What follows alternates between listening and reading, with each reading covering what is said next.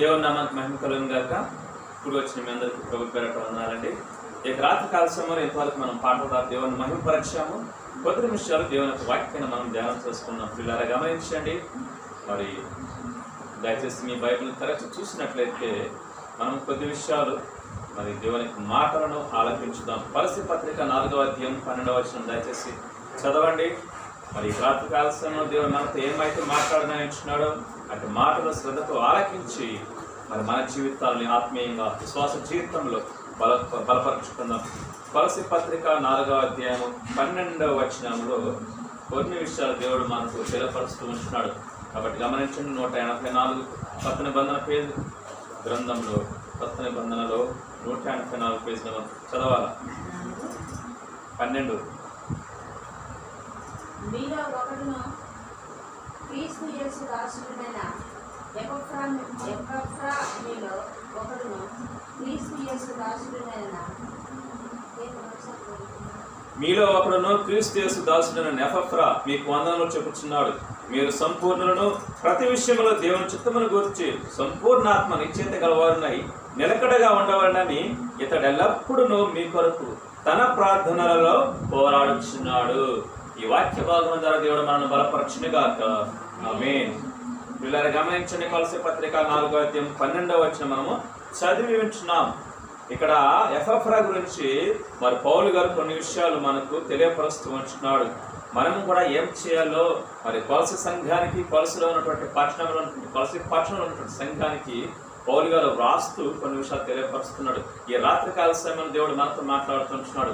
అదే విషయాలు మరలా మనకు కూడా జ్ఞాపకం చేస్తూ ఉంటున్నాడు. ఏమంటున్నాడంట? మీలో ఒకడు ఎవరు? క్రీస్తు యేసు దాసుడు ఎవరైనా ఎపఫ్రా మీకు వందనాలు చెప్తున్నాడు.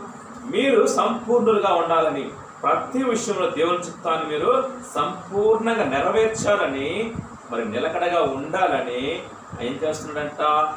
మీ కొరకు తన ప్రార్థనల్లో పోరాడుచున్నాడు. మీరు దేవుని చిత్తంలో ఉండాలని, మీరు సంపూర్ణంగా ఉండాలని, ప్రతి విషయంలో దేవుని చిత్తానికి లోబడాలని ఏం చేస్తున్నాడు? తన ప్రార్థనలో మీ కొరకు పోరాడుతున్నాడు. తను ప్రార్థిస్తూ ఉంటున్నాడు. మీ కొరకు తను ప్రార్థిస్తున్నాడు. ఎవరు ఎపఫ్రా ప్రార్థిస్తున్నాడు కొలస్సీ సంఘస్థుల కోసం, ఆ కొలస్సీలో ఉన్న పట్టణ సంఘస్థుల కోసం, విశ్వాసుల కోసం ఎపఫ్రా అంట ప్రార్థిస్తూ ఉన్నాడు, ప్రార్థనలో పోరాడుతున్నాడు. ఇది మనం గమనించవలసినటువంటి విషయము.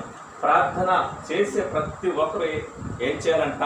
పోరాటం చేయాలి. అదొక పోరాటం. మరి యోబు గారైతే మనుష్య జీవితమే, మనుష్య దినాలే అవి యుద్ధ భూమి అన్నాడు. అంటే ప్రార్థన పోరాడుతూ ఉండాలని అర్థం.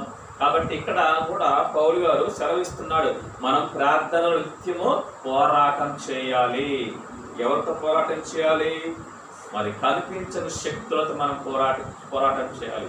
కాబట్టి ఆ పోరాటంలో జయం పొందుకోవాలంటే ప్రార్థనలో కూడా మనం పోరాటం చేయాలి. ప్రార్థనలో ఎవరితో పోరాటం చేయాలి? ఎవరితో పోరాటం చేయాలి? దేవుడితో పోరాటం చేయాలి. దేవా నాకు ఇవ్వు. ఏంటది?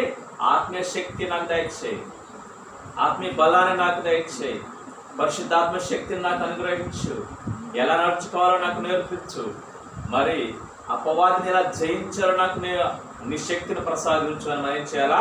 ప్రార్థనలో నిత్యము పోరాడాలి, నిత్యము ప్రార్థనలో గోజాడాలి, నిత్యము ప్రార్థనలో దేవుణ్ణి బ్రతిమాలుకోవాలి, నిత్యము ప్రార్థనలో దేవుని పాదాలు పట్టుకోవాలి. ఇందాక చూస్తే ఒక పాట పాడాం కదా, ఏమంట? ప్రార్థనే మన ఆయుధం, ప్రభుని పాదాలే శరణ్యం.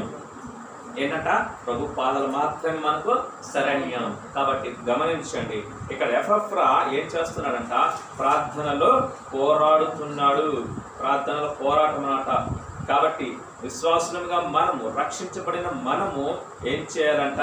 ప్రార్థనలు నిత్యము పోరాటం చేస్తూ ఉండాలి. కాబట్టి పిల్లలు గమనించండి, ఒకరోజు చేసి ఒకరోజు చేయకుండా తర్వాత కొద్ది రోజులు చేసి మరలా మారే ఇది కాదు. నిత్య ప్రక్రియ ప్రార్థన అనేటువంటిది. ఏం చేయాలా? పోరాటం. ప్రార్థనలో పోరాడితేనే నువ్వు జయాన్ని పొందుకుంటావు. పోరాటంలో గెలుపు పొందితేనే నీకు కిరీటం దక్కుతుంది. పోరాటంలో నీవు జయం పొందుకుంటేనే నీకు బహుమతులు దొరుకుతాయి. అంతేకాదు, ఒక రాజ్యం మరొక రాజ్యం వెళ్ళినప్పుడు ఆ పోరాటంలో గెలిచిన రాజ్యం ఏం చేస్తుంది? ఓడిన రాజ్యాన్ని ఆక్రమించుకుంటుంది, స్వాధీనపరుచుకుంటుంది. వాళ్ళకి సంబంధించిన అన్నీ కూడా తీసేసుకుంటుంది. కాబట్టి మనము కూడా ప్రార్థనలో పోరాడాలి. అలా పోరాడినప్పుడే దేవుడు మనకు శక్తినిస్తాడు, అపవాదిపై జయాన్నిస్తాడు. కాబట్టి దేవుని దాసులు ఎంతో మంది ప్రార్థన ద్వారా గొప్ప గొప్ప అద్భుతాలు చేస్తాడు. దాంట్లో ఒక వ్యక్తిని చూసుకుంటే పౌలు గారు, ఆయన 3 సంవత్సరాలు గోజాడాడు ప్రభు పాదాల దగ్గర. 3 సంవత్సరాలు అరేబియా సంవత్సరానికి వెళ్ళిపోయాడు, అరణ్యానికి వెళ్ళిపోయి 3 సంవత్సరాలు ప్రభు పాదాలు పట్టుకొని ప్రార్థిస్తూ అక్కడ తర్ఫీదయ్యాడు. ప్రభు యొక్క శిక్షణలో తర్ఫీదు పొందుకున్నాడు. ప్రభువే పౌలు గారికి శిక్షణ ఇచ్చాడు, ప్రార్థన ద్వారా అన్నీ నేర్పించాడు.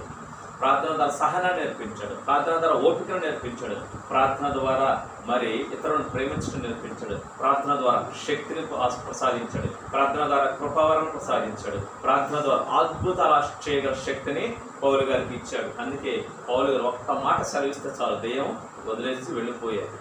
ఆయన నీడ పడితే చాలు అద్భుతాలు జరిగాయి. ఇవన్నీ ఎలా జరిగాయి?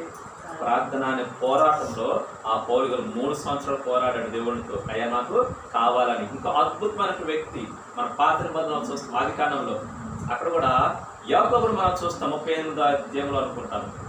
అక్కడ కూడా మనం యాకోబును చూస్తాం. యబ్బోకు రేవు దాటిపోయినప్పుడు ఆ యబ్బోకు రేవు దగ్గర వారందరిని పంపించేస్తాడు. ఎవరు? యాకోబు. తన యొక్క భార్య బిడ్డల్ని, తన సంపదని, తన యొక్క పరివారిని అందరిని పంపించేసి ఒక్కడే మిగిలిపోతాడు. ఎవరు? యాకోబు ఒక్కడే మిగిలిపోయి ఆ రాత్రి అంతా ఏం చేస్తాడంట? దేవునితో పోరాడుతూ ఉంచాడు. కాబట్టి గమనించండి. అయితే అక్కడ ఆ యొక్క యాకోబు రాత్రంతా కూడా 32వ అధ్యాయంలో ఆయన ఏం చేస్తున్నాడంటే, యాకోబు ఒక్కడు మిగిలిపోయిన 32:24లో యాకోబు ఒక్కడు మిగిలిపోయిన ఒక నరుడు తెల్లవారి వరకు అతనితో పెనుగులాడెను. చూడండి, రాత్రంతా కూడా ఈ యాకోబు ఏం చేశాడంట? దేవునితో పెనుగులాడుతూ ఉన్నాడు ప్రార్థన పోరాటంలో. అలా రాత్రంతా ప్రార్థిస్తూ ఏం చేయబడ్డాడు? చివరకు దేవుని చేత ఆశీర్వదించబడ్డాడు, దైవ దీవెనలు పొందుకున్నాడు. మరి అంతవరకు యాకోబు దీవించబడలేదా? అంతవరకు యాకోబు సంపన్నుడు కాదా? సంపన్నుడే, దీవెనలు ఉన్నాయి. కానీ అవన్నీ శారీరకపరమైన దీవెనలు. ఏమున్నాయి? ఆవులు, మేకలు, గొర్రెలు, పనివారు, భార్యలు, పిల్లలు అన్నీ ఉన్నాయి. సమస్తం బహు విస్తారమైన సంపద ఉంది. ఎవరికి? యాకోబుకి. అయినా సరే యాకోబు ఏమన్నాడు? నీవు నన్ను దీవిస్తేనే తప్ప నేను నిన్ను వదలను అన్నాడు. ఎవరు? యాకోబు. ఎవరితో? దేవునితో అన్నాడు. మరి అది ఉన్నటువంటి ఆశీర్వాదం దీవెన కాదా? దీవెనలే. కాకపోతే ఈ లోకానికి సంబంధించిన దీవెనలు అవి దేనికి పని చేస్తాయి? కడుపు నింపుకోవడానికి తప్ప దేనికి పనికిరావు. పరలోకానికి తీసుకెళ్తాయా? తీసుకెళ్ళవు. కానీ అందుకే అది గమనించిన యాకోబు ఏం చేశాడు? నన్ను దీవిస్తే తప్ప నేను నిన్ను వదలను దేవా అన్నాడు. అప్పుడు ప్రభువు అతన్ని దీవించాడు. నీ పేరేంటంటే, నా పేరు యాకోబు అన్నాడు. ఆ పేరుకి అర్థం ఏంటి? మోసగాడని. ఎమ్మటే దేవుడు ఏం చేశాడు? పేరు మార్చేశాడు. నీ జీవితం ఇది కాదని చెప్పేసి నీ పేరు ఇశ్రాయేలు, అంటే దేవుని బిడ్డ అని, దేవుని కుమారుడు అని అర్థం. కాబట్టి గమనించండి పిల్లలు, మనం కూడా రాత్రంతా ప్రార్థించే అనుభవంలోకి వస్తే ఈ లోకం చాలా చిన్నదిగా కనపడుతుంది. అంటే అర్థం ఏంటి? ఈ లోక సంబంధమైనవన్నీ కూడా మనకు పూచిక పుల్లతో సమానం. కాబట్టి ఈ లోకానికి సంబంధించినవి మనకు పెద్దగా మనకు ఉపయోగపడనివి, అంటే దైవికపరమైన జీవితానికి. కాబట్టి ప్రభు కూడా ఒక మాట చెప్పాడు. చూడండి, లూకా సువార్త 18వ అధ్యాయం 1వ వచనంలో ఏం చేయమన్నాడు? ఈ ప్రార్థన అనే పోరాటంలో మనం ఎలా ఉండాలట? లూకా సువార్త 18వ అధ్యాయం 1వ వచనం చదవాలా? కాబట్టి పిల్లలు గమనించండి, ప్రభువు కూడా ఒక చక్కటి మాట మనకు తెలియపరచాడు.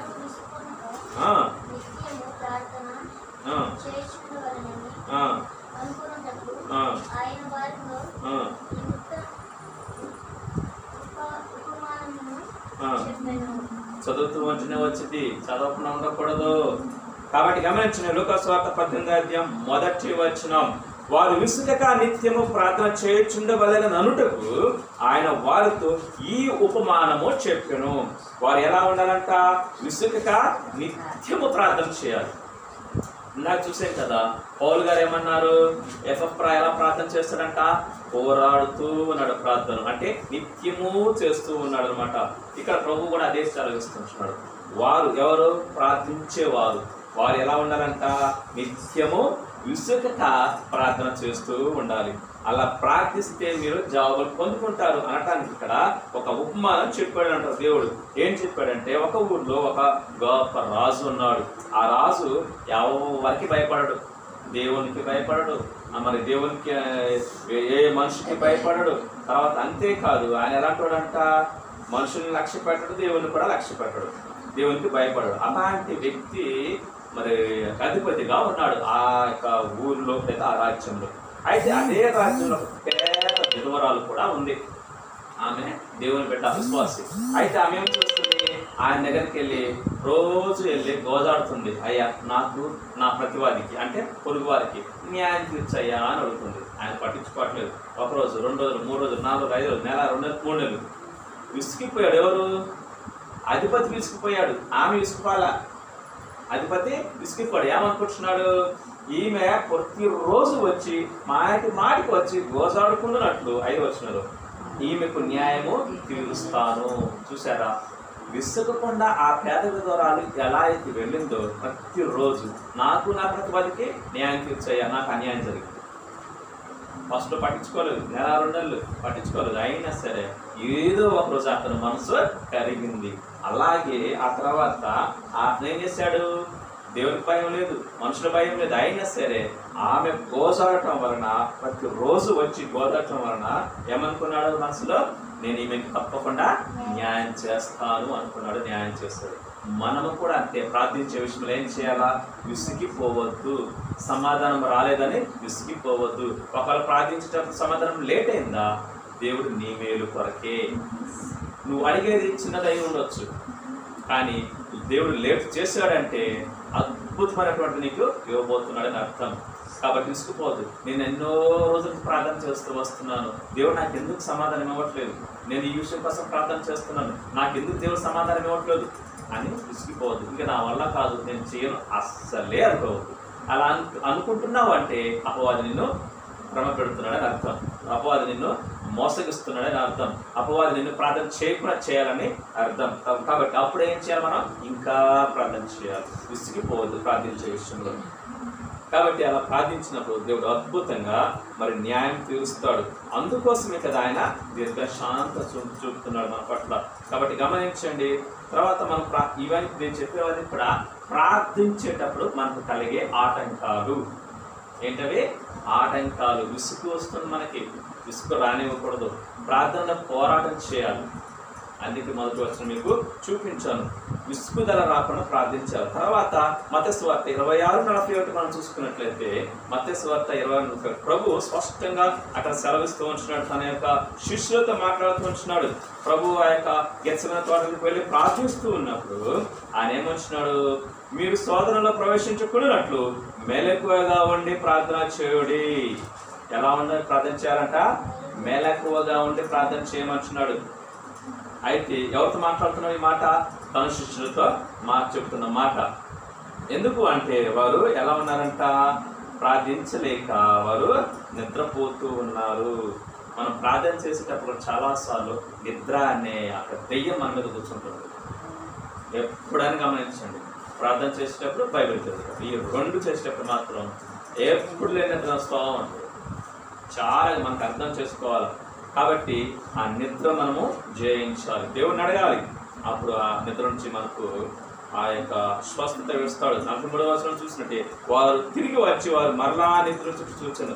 ఏడాది వారి కన్నులు భారముగా ఉన్నది. వారు నిద్రపోతున్నారు. దేవుడు ఏం చెప్పాడు?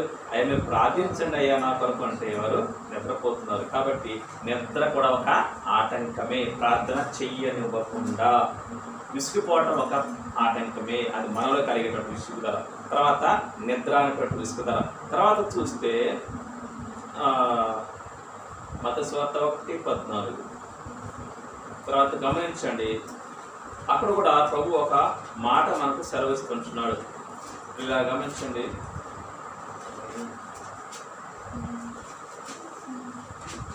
నిద్ర అనేటువంటి భారము, తర్వాత విసుగుదల అనేటువంటి భారము.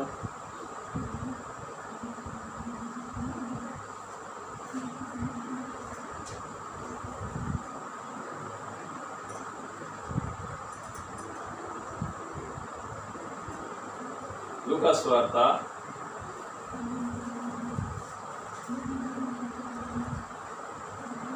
37 2వ అధ్యాయం 37వ వచనం మనం చూసినట్లయితే ఇక్కడ కూడా ప్రార్థన ఎలా చేయాలంటే విషయాన్ని మనకు దేవుడు స్పష్టంగా తెలియపరుస్తూ ఉంటున్నాడు. లూకా సువార్త 2వ అధ్యాయం 37వ వచనం ఇక్కడ మనం ప్రవక్తిని చూస్తున్నాం. ప్రవక్తిని మనం చూస్తున్నాము. 36-37 మరియు ఆశేరు గోత్రికురాలను పనుయేలు కుమార్తెనైన అన్న అను ఒక ప్రవక్త్రియుడును. ఆమె కన్యత్వం మొదలు 7 ఏళ్ల పరిమిత సంసారం చేసి బహుకాలము గడిచినదై 84 సంవత్సరములు విధవరాలై ఉండి దేవాలయం విడువక ఉపవాస ప్రార్థనలతో రేయింబగడు సేవ చేయుచుండెను. ఎన్ని సంవత్సరాలంట? 84 సంవత్సరాలు దేవాలయాన్ని విడువక ఉపవాస ప్రార్థనలతో రేయింబగడు మరి ఆమె సేవ చేస్తుంది. ఏంటి తన పని, తన రూట్ ఏంటి? ఉపవాస ప్రార్థన చేయటం, రేయింబగలు ప్రార్థన చేయటం. కొద్దిసేపు చేసి అలసిపోయేది కాదు. ఎలా చేయాలంట? ప్రార్థనలో విడువక చేయాలి. ఇక్కడ అర్థం ఏంటంటే విడువక ప్రార్థించాలి. ఈమె విడువక ప్రార్థిస్తుంది, రేయింబగలు ప్రార్థిస్తూ వచ్చింది. కాబట్టి గమనించండి. అదే రీతిగా మనం ఇంకో విషయం చూసినట్లయితే అపొస్తలుల కార్యాలు 9:14 చూసినట్లయితే అక్కడ కూడా ప్రార్థించే వారికి ఎలాంటి ఆటంకము కలుగుతుందనే విషయం మనకు స్పష్టంగా కలుగుతూ ఉంటుంది. అపొస్తలుల 9:14 చూసినట్లయితే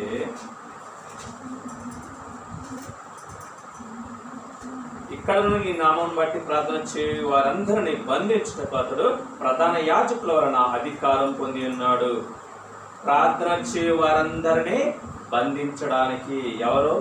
సౌలు. ఆయన ఏం చేస్తున్నాడంట? ప్రార్థించే ప్రతి ఒక్కరిని బంధించి చెరసాలలో వేస్తున్నాడు. కాబట్టి పిల్లలు గమనించండి, ఈ లోకంలో ప్రార్థించే వారికి మరి బంధకాలు ఉంటాయి. శారీరకపరమైన బంధకాలు, బంధిస్తారు, అవసరమైతే చంపుతారు. కాబట్టి పిల్లలు గమనించండి, మనం భయపడవలసిన అవసరం లేదు.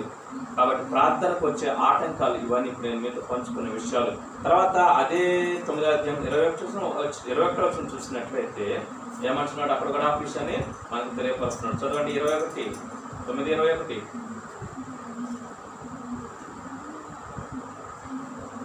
చదవాలి. ఎవరు చదువు. వినిన వారందరూ విభ్రాంతి నొంది యెరూషలేములో ఈ నామమును బట్టి ప్రార్థన చేయు వారిని నాశనము చేసిన వాడితడే కాడా?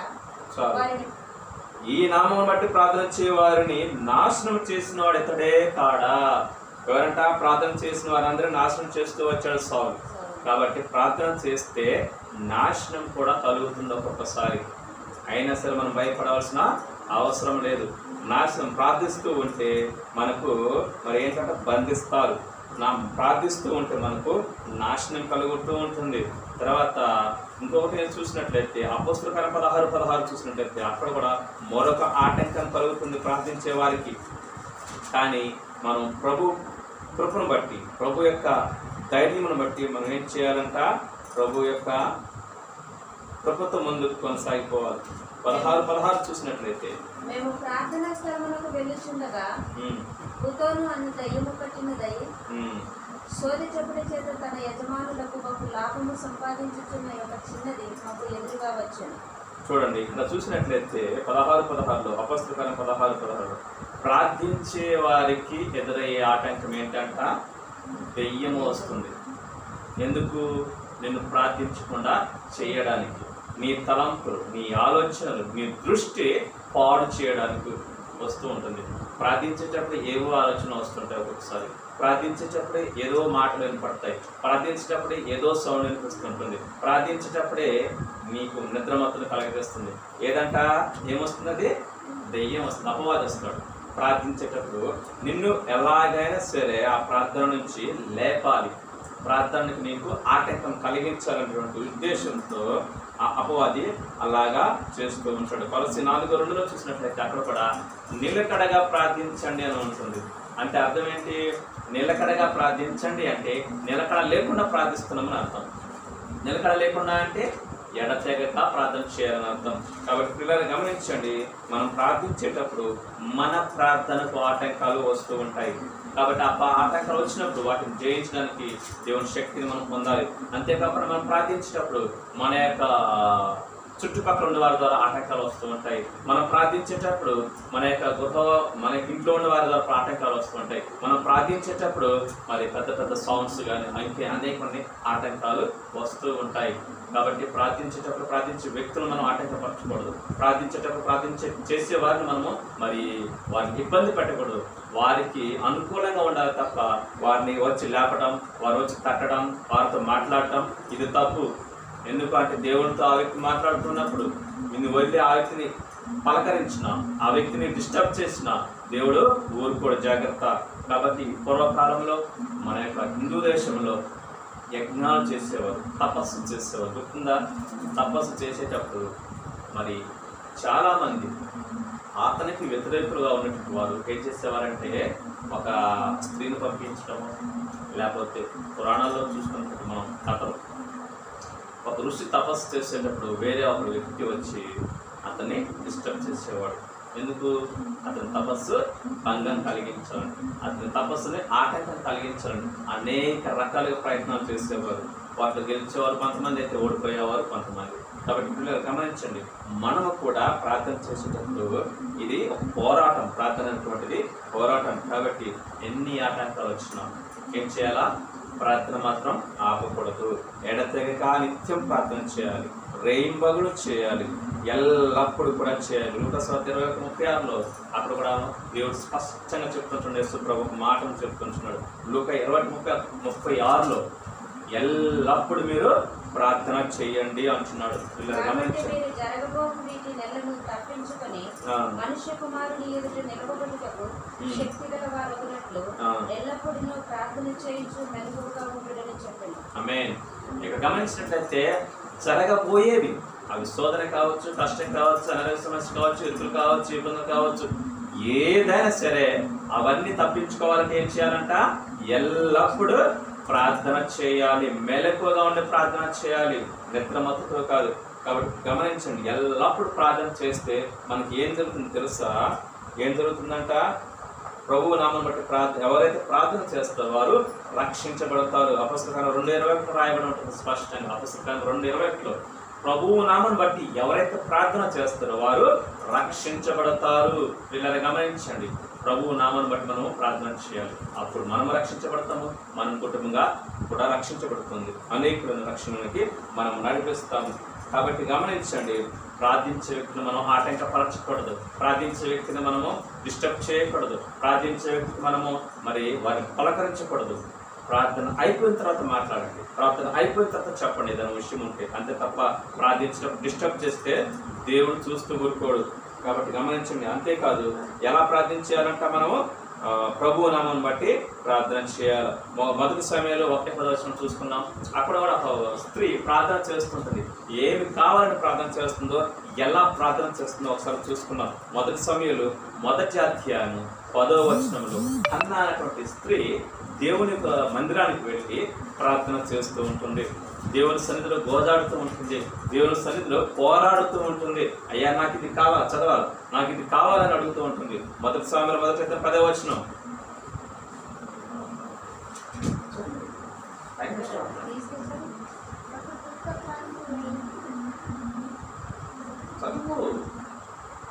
బహు దుఃఖాక్రాంతురాలై వచ్చి యెహోవా సన్నిధిని ప్రార్థన చేయించు బహుగా ఏడ్చుచు, సైన్యములకు అధిపతి ఒక యెహోవా, నీ సేవకురాలనైన నాకు కలిగి ఉన్న శ్రమను చూసి నీ సేవకురాలనైన నన్ను మరొక జ్ఞాపకము చేసుకొని నీ సేవకురాలనైన నాకు మగ పిల్లలను దయచేసిన ఎడల వాని తల మీదికి క్షౌరపు కత్తి ఎన్నటికి రానియక వాడు బ్రతుకు దినములన్నిటిను నేను వానిని యెహోవాకు నీకు అర్పించునని అప్పగింతునని మొక్కుబడి చేసుకొని ఆమె యెహోవా సన్నిధిని ప్రార్థన చేయుచుండగా ఏలీ ఆమె నోరు కనిపెట్టుచుండెను. 10వ వచనం. బహు దుఃఖాక్రాంతురాలే వచ్చి యెహోవా సన్నిధిని ప్రార్థన చేయొచ్చు, బహుగా ఏడ్చుచు. ఎవరిమే? హన్నా ప్రార్థన చేస్తుందంట. బహు దుఃఖాక్రాంతురాలై దేవుని సన్నిధిలో ప్రార్థన చేస్తుంది. ఎలా ప్రార్థన చేస్తుంది? బహు దుఃఖంతో ప్రార్థన చేస్తుంది, బహుగా ఏడుస్తుంది, రోధిస్తుంది. ఎక్కడ? దేవుని సన్నిధిలో. ఎంతగా రోధించడానికి, ఎంతగా దుఃఖపడటానికి కారణం ఏంటి? తనకు పిల్లలు లేకపోవడం, కాబట్టి అందరూ కూడా తనను తిడుతూ ఉన్నారు, అందరూ కూడా సూటిపోటి మాటలతో హింసిస్తూ ఉన్నారు. కాబట్టి ఆమె ఎలా ప్రార్థన చేస్తుంది? దుఃఖంతో ప్రార్థన చేస్తుంది. దుఃఖం అంటే అర్థం ఏంటి? ఒక వేదన, భారంతో ప్రార్థన చేస్తుంది. ఎవరు? ఈ హన్నా గారు భారంతో ప్రార్థన చేస్తూ ఉన్నప్పుడు ఆ ప్రార్థనకు దేవుడు జవాబిచ్చాడు. చూడండి, అదే అధ్యాయము 26వ వచనంలో ఆ యొక్క ప్రార్థనకు జవాబు మనం చూస్తున్నాము.